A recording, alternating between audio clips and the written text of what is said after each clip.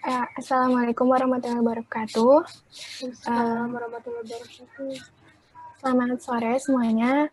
Yang pertama, izinkan saya mengucapkan terima kasih kepada Teh Maida selaku asisten di mata kuliah Desain Perencanaan dan Desain Penelitian ini. Dan terima kasih juga kepada rekan-rekan yang telah memberikan saya kesempatan di kesempatan berharga ini.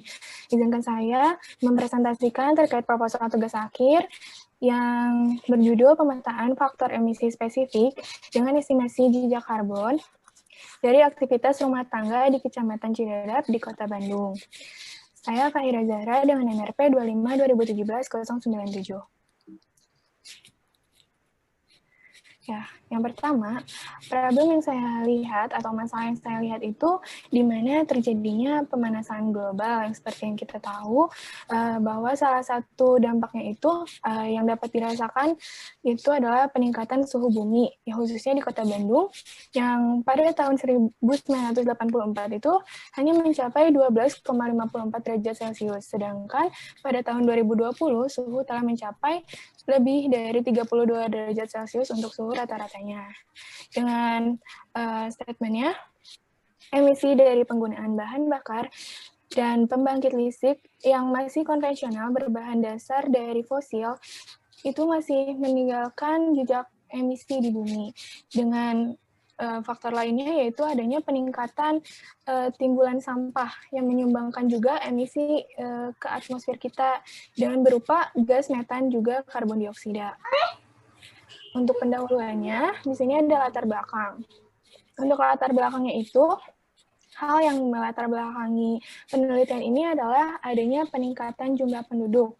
Yang kita ketahui bahwa dari peningkatan jumlah penduduk ini, kebutuhan dari masyarakat pastinya akan tetap terus meningkat. Sehingga untuk mencapai kata sejahtera itu ada beberapa baik pemerintah maupun swasta maupun kita sendiri banyak yang memerlukan pemenuhan kebutuhan dengan cara pengambilan dari sumber daya alam baik itu terbaharui ataupun tidak. Nah, di sini ada penyebab utama atau penyebab umum yang dapat yang dihasilkan seperti eksploitasi pemanfaatan sumber daya alam berlebih dan sampah menumpuk dan tidak terkelola dengan baik, kemudian habisnya sumber energi yang tidak terbarukan seperti contohnya fosil, di sini tuh dapat mengakibatkan emisi pada gas rumah kaca itu sendiri. Yang kita tahu bahwa emisi gas rumah kaca ini akan menimbulkan pemanasan global yang dapat menimbulkan lubang di atmosfer kita. Yang menurut Peraturan Menteri Lingkungan Hidup dan Kehutanan RI pada P73 tahun 2017 yang dimaksud dengan gas rumah kaca itu adalah gas yang terkandung di dalam atmosfer yang memiliki peran terhadap untuk menyerap potensi radiasi dari inframerah. Kemudian di sini ada maksud dan tujuan dari penelitian yang saya akan teliti, yaitu yang pertama maksudnya untuk melihat hasil pemetaan dari sebaran tingkat emisi gas rumah kaca di Kecamatan Cidadap di Kota Bandung. Kemudian dengan tujuan untuk mengetahui jumlah emisinya, yaitu dari gas karbon dioksida dan gas metan, untuk dari data pemukiman di Kecamatan Cidadap, Kota Bandung, kemudian akan melakukan pemetaan jejak karbon dari estimasi emisi yang terendah hingga emisi yang tertinggi, itu seperti apa, kemudian untuk mengidentifikasi faktor-faktor yang berpengaruh dari emisi tersebut. Kemudian di sini ada ruang lingkup. Dari ruang lingkupnya itu sendiri, yang pertama, yang pastinya, yaitu data akan diperoleh dari aktivitas rumah tangga. Dan di sini, aktivitas studi kasusnya itu di Kecamatan Cidadap, Kota Bandung. Kemudian ada juga dari data persampahannya. Kemudian untuk perhitungan tingkat emisi akan dikelompokkan sesuai dengan tingkat ekonomi dari masyarakat itu sendiri. Parameter uji yang akan dipakai itu adalah karbon dioksida dan gas metan. Kemudian untuk metode penelitiannya menggunakan guideline IPCC tahun 2006 atau Intergovernmental Panel on Climate Change. Kemudian yang kelima akan dilakukan pemetaan jejak karbon sesuai tingkat ekonomi yang tadi dijelaskan menggunakan software ArcGIS dan AutoCAD. Kemudian untuk variabel yang digunakan itu terdapat 3 variabel, yaitu yang pertama tingkat ekonomi, penggunaan bahan bakar, pemakaian listrik dari wilayah studi.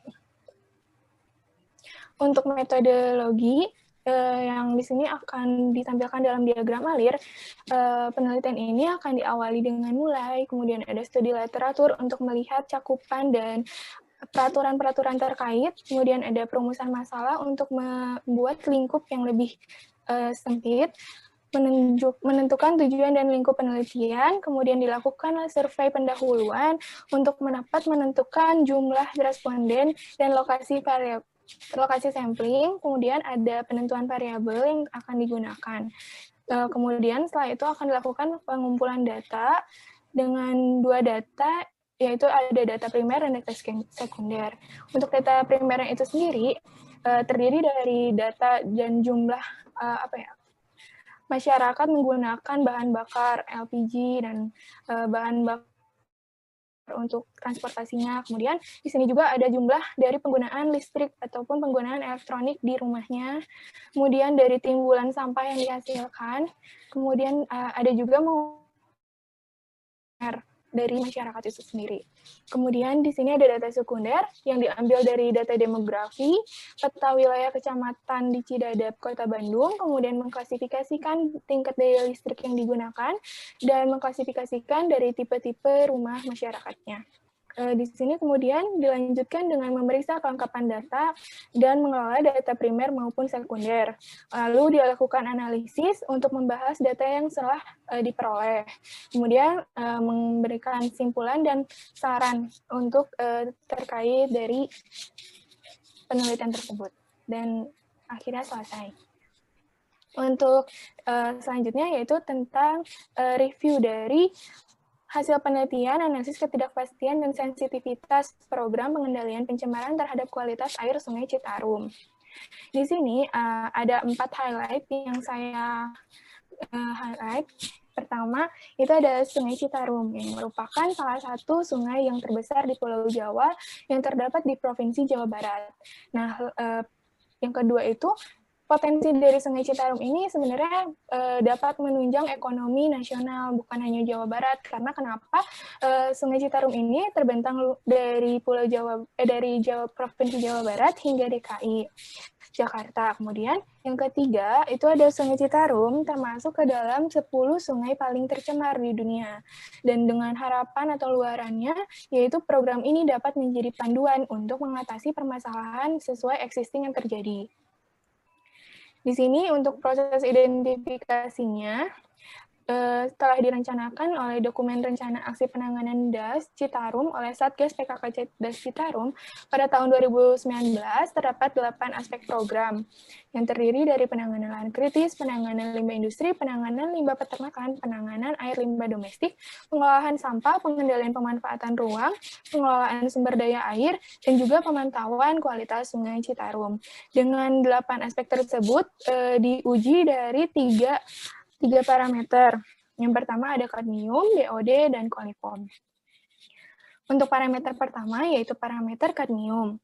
Dari hasil analisis kuesioner yang dibagikan kepada masyarakat sekitar di Kota Cimahi, di sini hasilnya dapat dilihat bahwa pada tingkat kepercayaan 81 hingga 100% itu masyarakat percaya bahwa program ini dapat menangani penanganan limbah industri.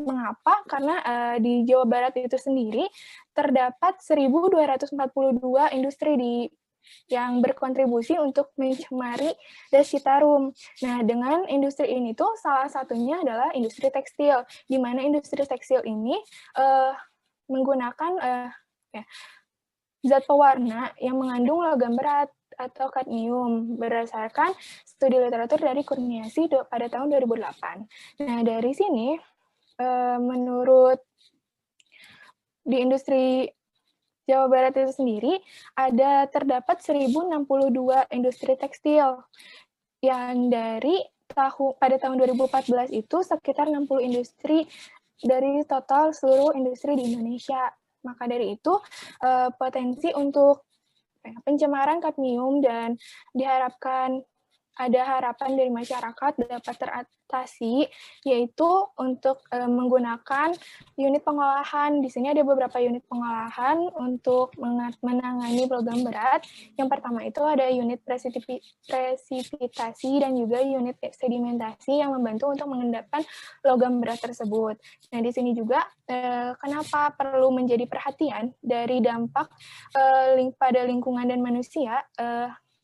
Logam kadmium itu memberikan berbagai dampak. Sebenarnya dari tingkat toksisitasnya itu sendiri, menurut Bruce pada tahun 1994, kadmium itu sebenarnya tingkatnya itu tidak terlalu tinggi, hanya saja karena dia tergolong dari logam berat, maka dari itu membahayakan bagi manusia dan lingkungannya. Untuk itu, selain itu akan mengakibatkan hipertensi dan kanker menurut Watts pada tahun 1997.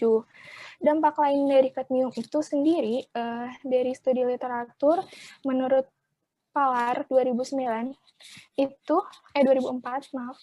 Nah, di sini tuh kadmium memiliki ciri khas yang unik. Kenapa? Karena kadmium ini bisa mengakibatkan pada anak-anak itu dapat membantu perkembangan otak anak, sedangkan pada dewasa justru malah membahayakan, di mana dapat menyebabkan potensi kanker payudara, kemudian penyakit kardiovaskular seperti paru-paru, kemudian adanya penyakit jantung. Nah, kemudian untuk dilihat dari tingkat risiko yang terendah, tingkat responden terendah, itu hasil yang tertinggi adalah 16 responden ini pada penanganan limbah peternakan. Sebenarnya pada Jawa Barat sendiri itu terdapat lebih dari 10 juta ekor hewan ternak di Jawa Barat itu sendiri. Namun mungkin mengapa masyarakat tingkat kepercayaannya itu rendah karena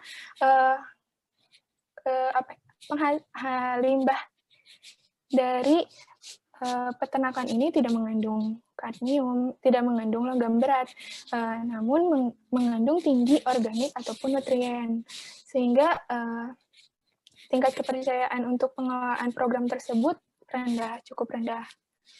Selanjutnya, untuk parameter BOD.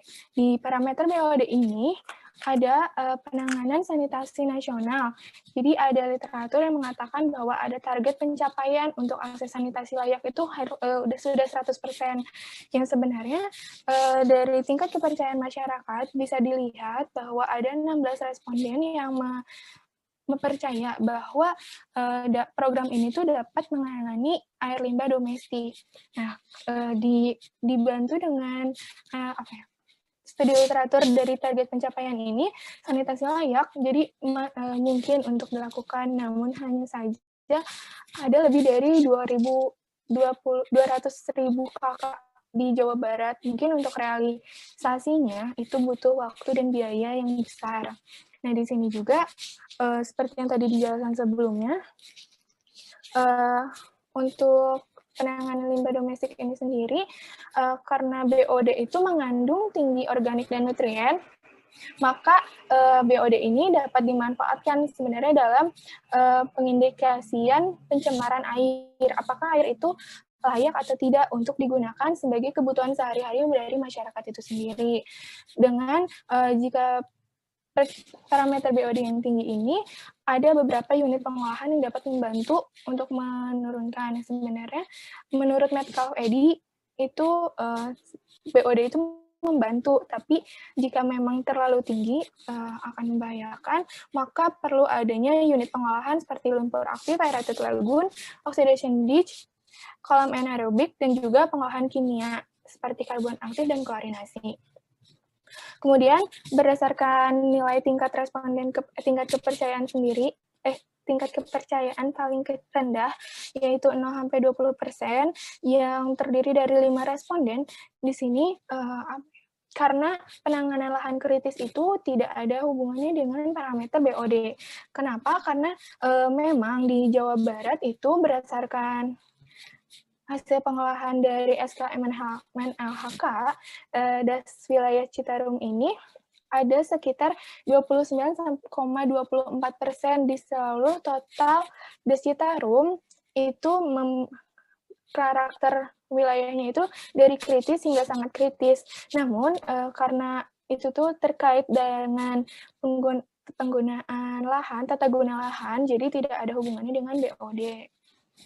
Ya, selanjutnya untuk parameter coliform. Dari hasil analisis kuesioner juga di sini dapat dilihat untuk tingkat kepercayaan tertinggi masih di dalam penanganan air limbah domestik. Dan untuk yang tingkat terendahnya itu untuk penanganan limbah industri. Mengapa hal ini terjadi? Dikarenakan limbah yang terkandung dari limbah domestik ini tentunya seperti yang telah dijelaskan sebelumnya, mengandung tinggi organik dan juga tinggi nutrien. Dan hal ini tuh bisa menjadikan indikasi untuk pencemaran air. Sehingga masyarakat percaya dari coliform ini dengan adanya penanganan air limbah domestik dan mungkin dari di wilayah tersebut masih banyak perlu adanya penanganan air limbah domestik, maka dari itu masyarakat percaya program itu dapat terlaksana, dapat membantu. Kemudian untuk program yang penanganan limbah industri ini sendiri, mungkin karena penanganan limbah industri itu terlalu banyak, terlalu cakupan yang luas, sehingga tingkat respon dari masyarakat itu sendiri, kepercayaan sendiri rendah, karena masih ada industri-industri yang nakal. Istilahnya, industri nakal ini masih membuang limbah tanpa sepengetahuan dari yang DLHK setempat atau pemerintah setempat. Nah, padahal di Jawa Barat sendiri itu ada 1.011 industri makanan. Yang kita tahu kalau misalkan dari industri makanan ini pasti ada yang organik yang menghasilkan, contohnya saja pakan ikan atau pakan ternak yang dapat menghasilkan nutrien atau tinggi organik. Nah, untuk itu dari pengolahannya itu sendiri, untuk pengolahan dari coliform itu bisa menggunakan unit pengolahan lumpur aktif, aerated lagoon, dan lainnya. Untuk total coliform ini sendiri sebenarnya memberikan dampak yang berpengaruh pada biota perairan, di mana sama juga dapat menjadi indikator kelayakan air, apakah air itu bisa digunakan untuk kebutuhan sehari-hari masyarakat atau tidak. Nah, di sini juga menurut Santoso pada tahun 2008, semakin tinggi bakteri coliform akan semakin menyebabkan tingginya tingkat diare pada masyarakat, sehingga perlu adanya pengawasan dari pemerintah juga industri agar tidak membuang limbahnya ke DAS Citarum tersebut. Untuk kesimpulan dan saran, kesimpulan yang saya ambil berdasarkan dari penentuan area beresiko, yaitu yang pertama, semakin rendah persentase pengurangan sampah akan semakin tinggi resiko sampah yang dihasilkan, dan juga dipengaruhi oleh beberapa faktor.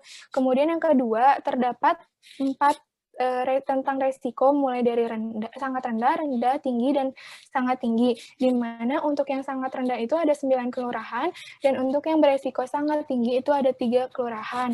Dan di sini untuk yang 3 kelurahan beresiko sangat tinggi yaitu Desa Ciberem, Setiamana, dan juga Padasuka.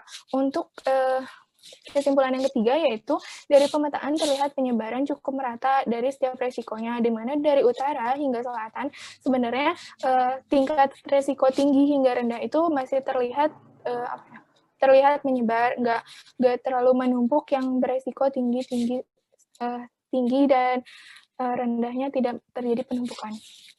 Untuk saran yang saya berikan untuk penelitian ini adalah yang pertama, perlu adanya penelitian terkait timbulan dan komposisi sampah spesifik untuk aktivitas di Kota Cimahi itu sendiri. Kenapa? Karena perlu ada strategi yang lebih dominan dan efektif untuk dapat mengurangi sampah yang masuk ataupun sampah yang belum terkelola dengan baik. Kemudian yang kedua itu penting untuk meningkatkan partisipasi masyarakat dan memperketat peraturan untuk menghindari kerusakan ekosistem yang lebih buruk. Kemudian untuk yang ketiga itu adalah perlunya ada penelitian lanjutan terkait daya tampung dari sungai itu sendiri. Apakah sungai ini masih dalam kondisi sehat dan masih mampu menampung beban dari pencemar di sekitarnya, apakah sudah tidak layak, maka dari itu perlu penanganan yang lebih khusus gitu. Sekian dari presentasi saya, mohon maaf atas kesalahannya. Assalamualaikum warahmatullahi wabarakatuh.